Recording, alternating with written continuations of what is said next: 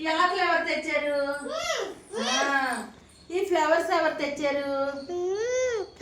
చెప్పండి, నువ్వు చెప్పు. హాసిని. అలాగే అందరం కూడా అన్ని తెచ్చాము. తెచ్చిన తర్వాత ఇవన్నీ మీరు కళ్యాణక్క కలిసి పెట్టారు కదా, మీరు పెట్టారు. ఇదేం కలర్?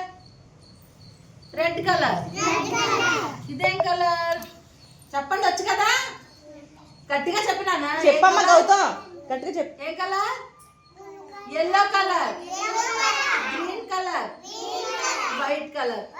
మన పండగ అమ్మాయిలు ముగ్గు పెట్టారు కదా, రంగోలీ పెట్టారా?